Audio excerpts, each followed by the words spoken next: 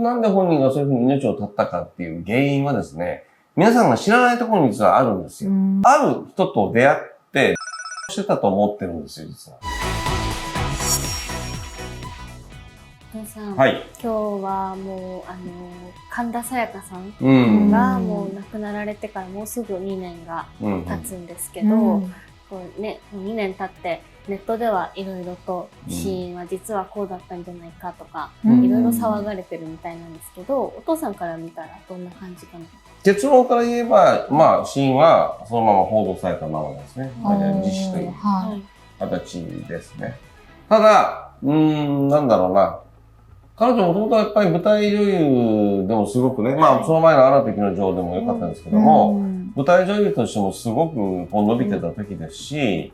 なんでこんな時にっていうのは一番みんなが疑問なんですよね。だから、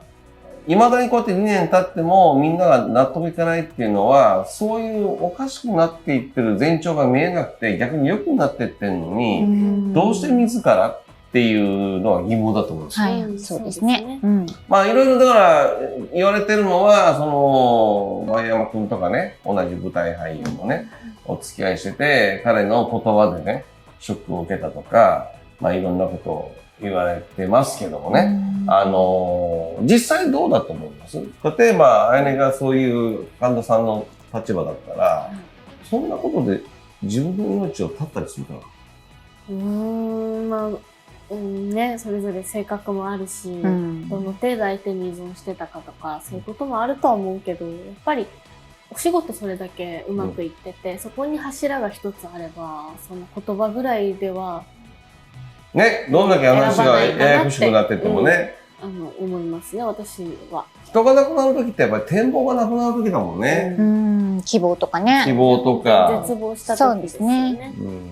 これだからね、どこまで言っていいのかわかんないけども、まあコメントにね、常にこれ書かれたりとかするので、いつかちょっとお答えしたいなと思ってたんですけども、なんで本人がそういうふうに命を絶ったかっていう原因はですね、皆さんが知らないところに実はあるんですよ。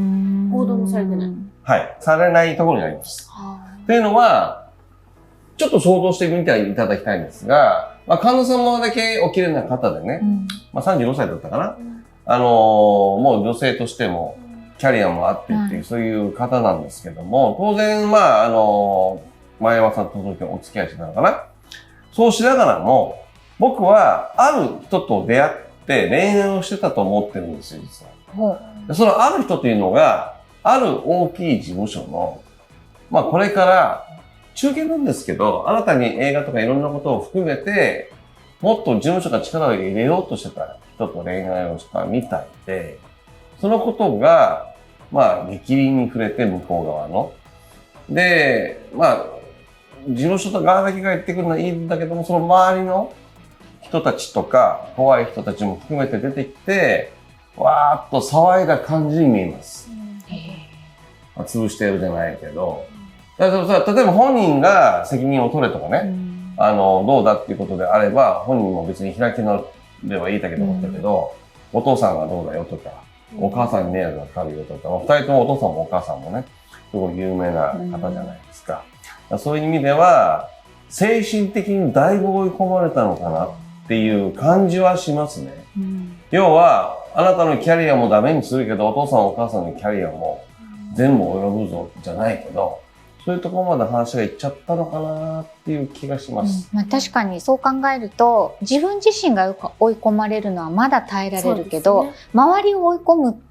っていう風になっていくと、それはね、やっぱりなんかこう耐えられなくなっちゃうかなって思いますよね。それはだから、まあ、あくまで僕が見た感じですよ。だから、まあ、全部不正人になっちゃってて、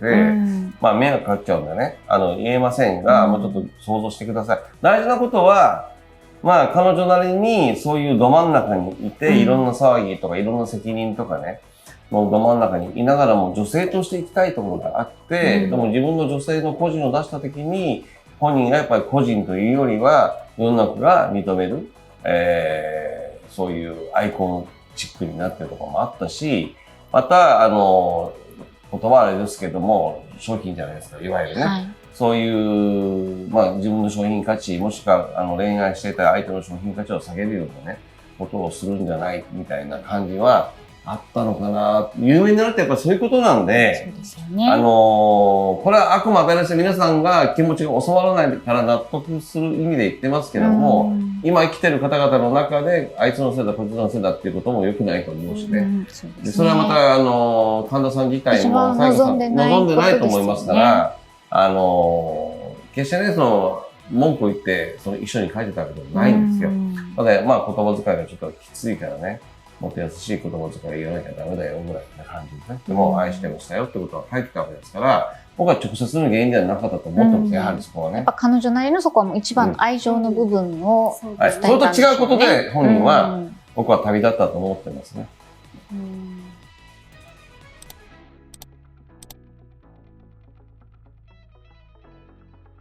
あとね、一個やっぱ心配なのは、お父さんだよね。神田正輝さん。本当に激変しちゃってますもんね。ですよね。あれはね、これもあんまり言及するとまた僕怒られるんで言わないんですけども、ただ皆さん想像通りですよ。想像通り、見ての通りで、まあ本人は痩せるためのいろいろやったとかね、言ってますけども、まあ、病的な痩せ方ですよね。そういう状態だと思います。だからやっぱり今、本人がそういうことを公表してしまうとね、困る仕事してるんですよ。今はね、朝の仕事とかいろいろやってるじゃないですか。そういうのがありますから、闘病してると思います。そうですよね。でも本当になんか番組だけは一生懸命ね、こう続けられて、朝の番組。私番組にすごい個人的なんですけど、思い入れがあって、あやねが産気づいた時って、番組を見てる時だったんですよ。そうなんですよ。もう23年前。それがすごく、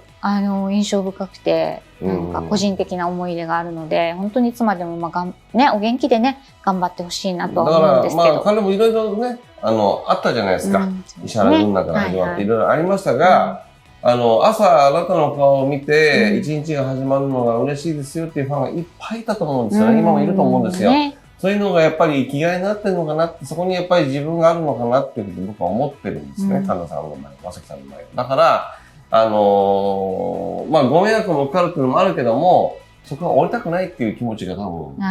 強いのかなっていう。はい。まあ、僕はどうにか五分五分、回復していくんではないかというふうに、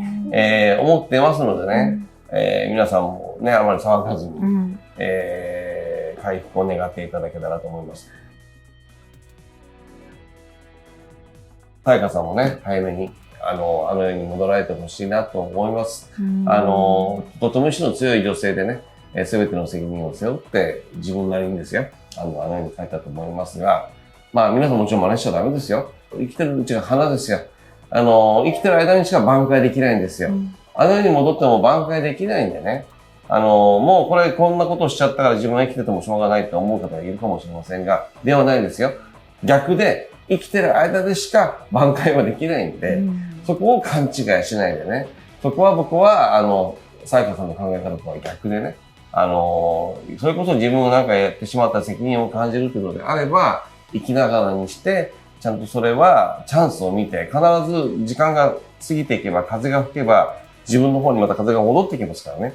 でもこういう時ってやっぱあれですか、一人で抱え込まないっていうの大事なんですかね。そうですね。ただまあ、彼女の場合は、逆に、一人というよりは、もう言えない状況だったと思います。たくさんの人を巻き込んでしまったから。要するに自分の親族がやっぱり働いてますから、そういう人たちに迷惑をかけるよっていうことだったと僕は思ってるんですよ。いずれにしてもね、皆さんを真似せずにね、ちゃんとそれは考え方は逆にして、生きてる時にしか、自分がやったことの、いわゆる取り返しっていうのは僕はできないと思ってますから。取り返しがつかないじゃなくて、取り返しはつけることができるってことなんですね。つきます。時間って実はこう切れてるので、皆さんもわかると思いますが、これがずっと続くの嫌だとかね、こんな人生嫌だと思ったけど、続いたことないと思うんですよ。必ずどっかで切れて人生って変わってるんですよ。時間ってぶっちぎるのね、僕ら霊能者が見れば。だからこの瞬間まできついからもうこんないつまで続くんだと思っても絶対続かないです。自分の考え方をちゃんと持って、その切れた時間の中で我慢してれば、次の時間のタームが来た時には全く中動きになります。そこをね、やっぱり信じていけるような、そういう、なんていう考え方をね、皆さんがもうちょっと持っていくと、いいのかなって思います。まあ、ご冥福はお祈りしてます。はい、が、ぜひ皆さん、これをね、私たちも一つの教訓としてね、頑張って生きていきましょうよ。ね。僕は僕で、ちゃんとさやかさんがに戻れるように、ちゃんと、手を合わせてますので、皆さん一緒に頑張っていきましょう。